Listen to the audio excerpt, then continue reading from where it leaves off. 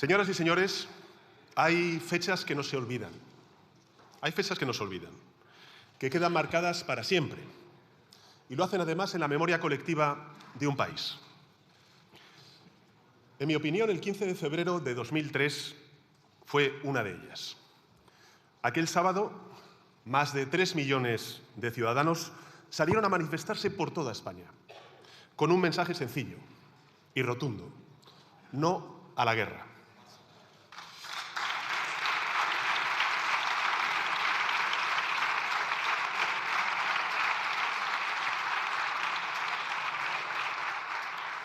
Como muchos otros conciudadanos, yo fui uno de ellos. Viví a pie de calle el orgullo y el coraje de una sociedad, la sociedad española, que se negó a renunciar a sus principios solo para contentar a un presidente estadounidense, que se negó a secundar una mentira que solamente perseguía hacer más ricos a los ricos y más miserables a los ya pobres. Las encuestas de aquellos días eran muy claras, eran muy contundentes, señorías. Menos del 6% de los españoles y españolas querían que España se sumara al conflicto. Y el entonces presidente del Gobierno, José María Aznar, era perfectamente consciente de ello. Pero le dio igual. Nos arrastró a esa locura de todos modos porque quería sentirse importante. Porque quería... Señores diputados, silencio. Porque quería sentirse importante, porque quería que el presidente de Estados Unidos entonces, George Bush, le invitara a un puro y pudiera poner los pies sobre la mesa. Una guerra a cambio de ego. La dignidad de todo un país a cambio de esa foto. Lo que vino después lo conocemos bien porque forma parte ya de la historia. El mayor desastre geopolítico del mundo desde la guerra de Vietnam. Señorías del Partido Popular y de Vox, que están ya interactuando, y lo agradezco además, ¿saben cuántas víctimas dejó la guerra de Irak? ¿Lo saben?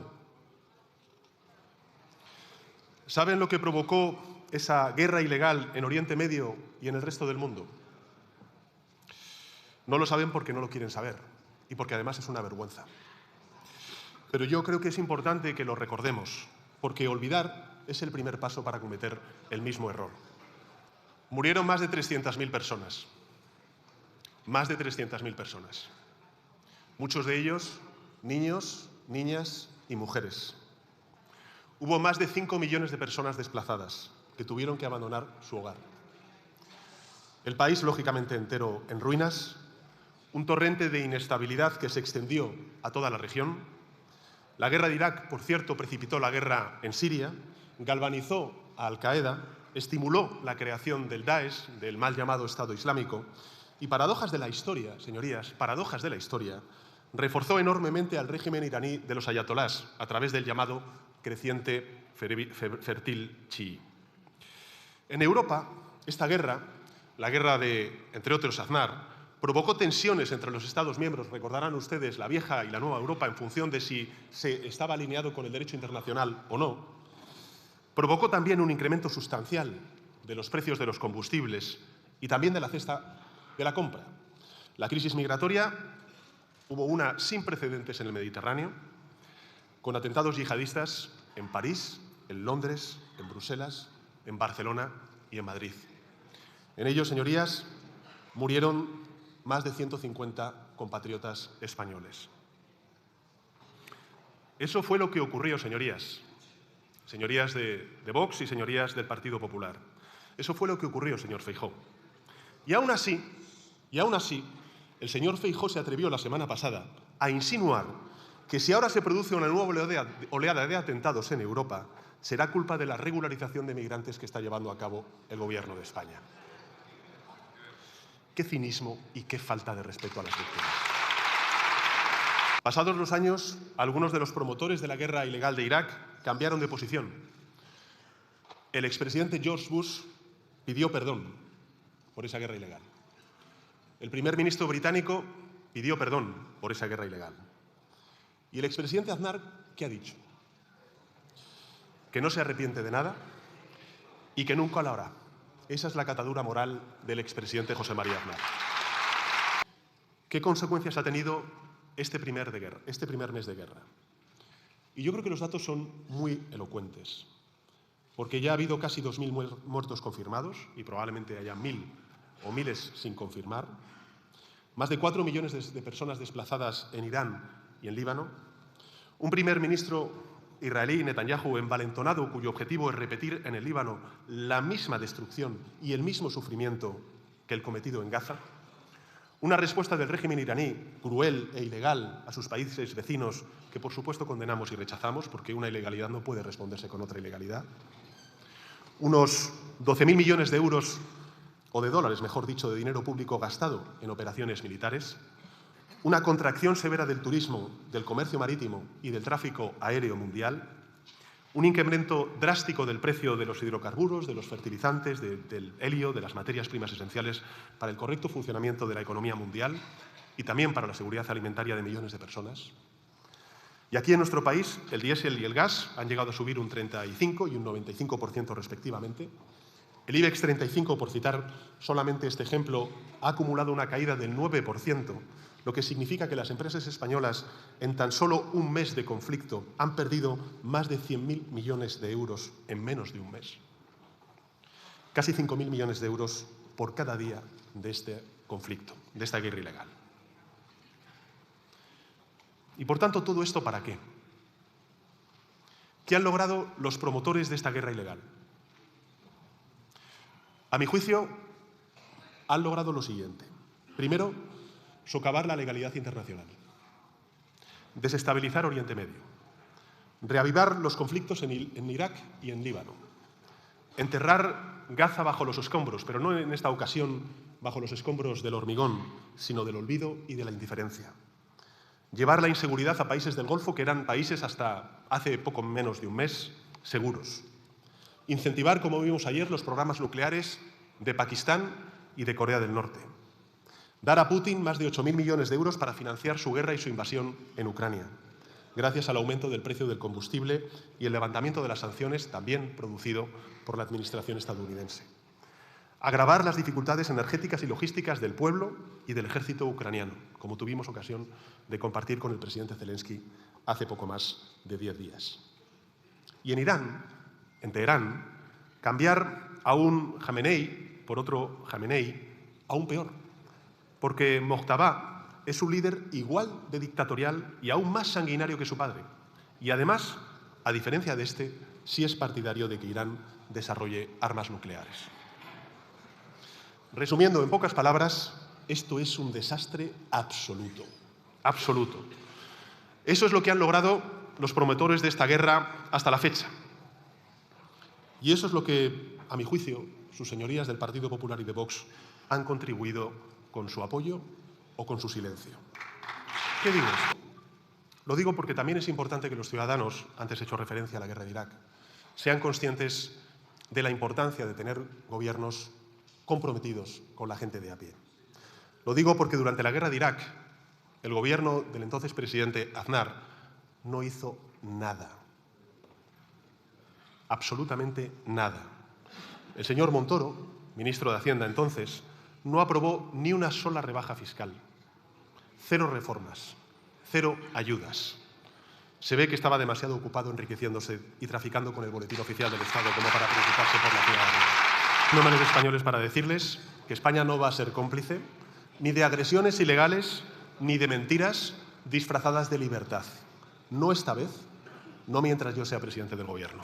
Yo diría, señorías, que algo tan honorable como la defensa de la paz difícilmente se puede personificar si la propaganda iraní estampa tu cara en misiles de guerra.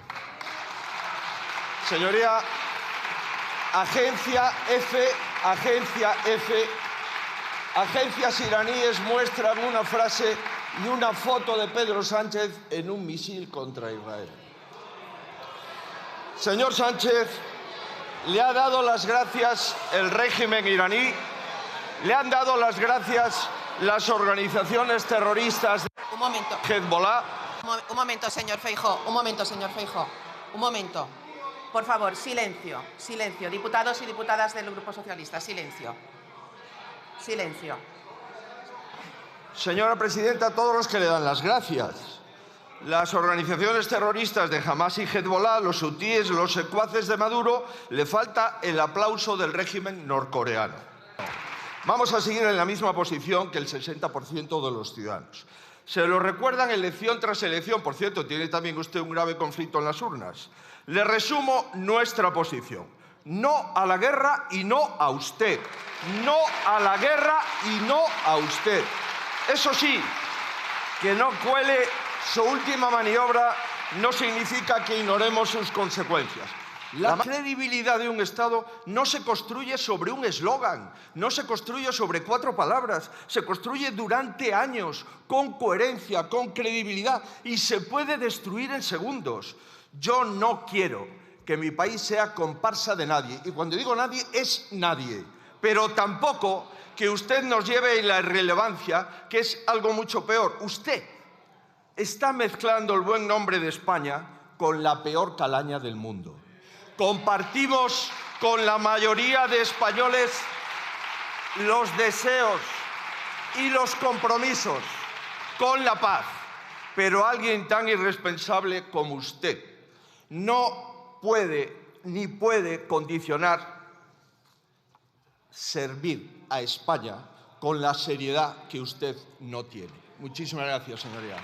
¿Cómo se siente al saber que los misiles que dispara Irán y que matarán a inocentes llevan una foto suya en señal de agradecimiento? No, no es ningún bulo, porque son las agencias iraníes de la Guardia Revolucionaria las que lo han contado. Esta es la inscripción de los misiles. ¿Celebra usted el lanzamiento de cada misil o hace encaja con algún entramado de esos que todavía no conocemos? Porque Sánchez quería suprimir el Ministerio de Defensa, pero al final parece que se ha conformado con suprimir nuestra capacidad de defensa. Por un lado, colocándonos al lado de los perdedores, ya sean los torturadores del régimen de Venezuela o los tiranos de los ayatolás, y por otro lado, enfrentándonos a nuestros aliados militares para hacerse el héroe. Eso sí, él muy seguro en su búnker de la Moncloa, porque el señor Sánchez es muy valiente, pero con los huevos de los demás. Se pone chulo, pero el pato lo pagan los ciudadanos españoles en forma de destrucción y de daño a sus condiciones de vida. Y esas... A mí me cuesta mucho decir estas cosas. Usted, señor Feijóo, hoy ha hecho probablemente el mejor discurso que yo le he escuchado en esta Cámara. Tampoco es difícil, pero al final, bajo mi punto de vista, pues lo ha estropeado. Básicamente porque, como siempre, cae en la trampa de copiar a Vox. Cuando dice que España, este país, este gobierno, por su posición respecto a lo que está pasando, ha caído en la irrelevancia, que tiene a los peores socios posibles, incluso hablaba de comunistas. Comunistas. Bueno, a mí me ha obligado a cambiar alguna cosa de mi discurso, porque el parlamentarismo va de esto, y he buscado alguna cosita. No es nuestra guerra, Mers. No estamos en guerra. Es imprudente. Insto a volver a la cordura. Macron. Los ataques son injustificados. Es una crisis de derecho internacional. La posición de España también vale para nosotros. Meloni. Mers, Macron, Meloni. Gente más de derechas que ustedes. Y ya es difícil, compartiendo la posición del gobierno. ¿Por qué? ¿Se han hecho sanchistas? Ustedes dicen que quieren combatir al sanchismo en este país. Hombre, al final lo tienen que combatir en el mundo, ¿no? Todo el mundo se ha hecho sanchista. Hola, buenos días. Estar en contra de que se bombardeen escuelas no te hace de izquierdas o de derechas, te hace humano. Y estar con quien amenaza a tu país te hace un lacayo, no un patriota. Ya está. Por cierto, cuando ustedes hablan de países o de un país terrorista, sátrapa, tirano, que financia al terrorismo, que atenta contra los derechos humanos, póngale el nombre. Porque yo me lío, al menos. Porque puedo llegar a pensar, yo que sé, que están hablando de Arabia Saudí. Y ahí no, porque ahí vamos a jugar al fútbol, ¿no? La Supercopa, ¿no? Qué acto de hipocresía. ¿Saben cuál es el problema, señorías, de la derecha? De no tener, y ultraderecha, catalana también, de no tener proyecto, de que su único proyecto sea hacer y decir lo contrario de lo que hace y dice el gobierno, que hacen estos ridículos, que hacen este ridículo internacional. Porque claro, dicen que el ridículo lo hacemos aquellos que plantamos cara a un asesino como Netanyahu y a un pedófilo como Trump. Pero no, eso no es ridículo. Eso realmente es lo patriota. El ridículo lo hacen ustedes. Como ridículo era poner los pies encima de la mesa con un puro, decir aquello de «estamos trabajando en ello», o pasearte por Bruselas con la cabeza agacha porque no sabes decir ni good morning. Eso era ridículo. No plantarte frente a esta gente. Y todo, señorías del Partido Popular, repito, por imitar a Vox. Pero usted, señor Feijóo, no se da cuenta que Vox va por ustedes. Usted aún no se da cuenta de que Vox les desprecia aún más que al PSOE. Usted no se da cuenta que la victoria de la ultraderecha realmente es que la imiten, no gobernar. ¿Saben qué pasa, señorías del Partido Popular, de Vox y de Junts? Porque sí, meto a Junts, porque Junts en el Parlamento de Cataluña el otro día, oh sorpresa, se abstuvo en una iniciativa para condenar lo que hace Trump en el mundo. ¿Saben qué pasa? Que lo de ser patriota les viene grande. Porque sí, hombre, mucho golpe de pecho, mucha pulserita, mucho Don Pelayo, mucha Cruz de Borgoña, mucho Tercio de Flandes, mucho Blas de Lezo, mucho No Surrender, mucho 1714, mucha bandera, hasta en el cuello de la camisa, pero a la que empieza la fiesta, a la primera amenaza de un ególatra multimillonario extranjero, venden a su gente. La venden. Así que ustedes, lo de ser patriotas, sí, les viene muy grande. Tanto dinero y tanto esfuerzo invertido en ser los grandes patriotas y al final, repito, un asesino y un pedófilo les ponen en evidencia. Ya ha bombardeado a Irán asesinando a 200 niñas en una escuela. Por cierto, ¿dónde están los defensores de las mujeres de Irán que había aquí hace unas semanas? ¿Dónde están? Ah, no están. Y entonces esto... Ahora, por cierto, hablando también de feminismo, lo de Azcón, ¿qué pasa? ¿Que ellos Clooney? Hablando de según quién, que ellos Clooney. Ustedes no tienen ningún comentario hacia esa burrada. O sea, ¿qué pasa? ¿Que Torrente presidente 2? ¿Azcón de protagonista? ¿Y esto ahora de qué va? Pues ahora, Irak tiene 145.000 millones de barriles de reserva de petróleo, bombardeado por Estados Unidos. Nigeria tiene 37.000 millones de barriles de reserva de petróleo, bombardeada por Estados Unidos. Venezuela tiene 303.000 millones de barriles de reserva de petróleo, bombardeada por Estados Unidos. Irán tiene 209.000 millones de barriles de reserva de petróleo, bombardeada por Estados Unidos. Qué suerte tiene Estados Unidos, que siempre que busca democracia encuentra petróleo, ¿no? Ahora viene ese momento en el que algunos periodistas catalanes, algunos, no digo todos, ya escriben la crónica de que, ya sé que hablar en tercera persona, en fin, es de idiota, pero bueno, el titular ese de Rufián ataca a Junts, o sí, Rufián ataca a Junts. Me da igual, porque la gente ya, por suerte, gracias a otras vías de comunicación, sabe lo que aquí pasa. Y lo que aquí pasa es que Junts está mintiendo. Junts miente. Y hay poco menos de 30 días para decírselo a la gente, y me refiero al decreto de vivienda. El decreto de vivienda, por mucho que diga la derecha catalana, en ningún momento habla de expropiación, en ningún momento habla de topes, y en ningún momento habla de quitarle delitos a los ocupas. Ni una vez mienten, como casi siempre mienten, y mi obligación aquí es decirlo, y del buen periodismo también señalarlo. El decreto de vivienda habla, por cierto, muy bien, señorías de Sumar, muy bien. Porque plantarse en un Consejo de Ministros para que se haga esto, señor presidente, no es salseo, ¿eh? No es salseo.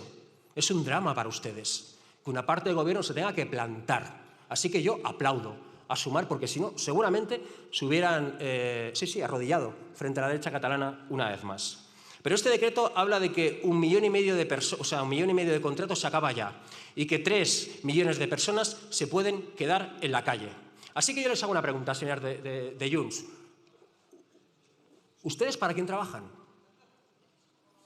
¿Ustedes no tienen a ningún votante, de verdad que no tienen a ningún votante que esté a punto de finalizar su contrato de alquiler y que se vea afectado por tumbar este decreto? Entonces, ¿para quién trabajan? ¿Por qué ese voto tan autolesivo? Yo lo sé, ¿eh? Hago otra pregunta. ¿Alguna de sus señorías de Junts tiene una empresa inmobiliaria?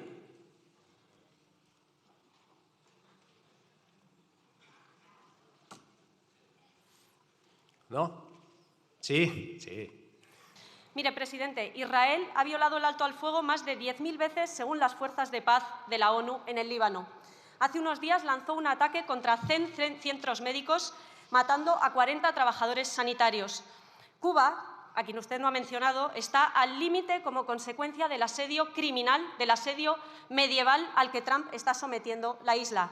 En Irán, el primer objetivo de quienes decían estar muy preocupados por la libertad de las mujeres ha sido una escuela llena de niñas. Eso es Estados Unidos, eso es Israel, la mayor amenaza a la seguridad de la humanidad en este momento. Un peligro mucho mayor que la emergencia climática o que la desigualdad extrema que vivimos. La humanidad y nuestra sociedad, presidente, tiene el deber de actuar en defensa propia, de actuar en defensa de la vida y del planeta, por nosotras, por nuestras hijas y nuestros hijos, por quienes vinieron antes que nosotros y lucharon por un mundo mejor. El momento de actuar, presidente, es ahora, porque si lo dejamos para después, quizás no haya después. Nuestro país, nuestra gente sabe muy bien lo que significa que la comunidad internacional te dé la espalda en el momento más difícil.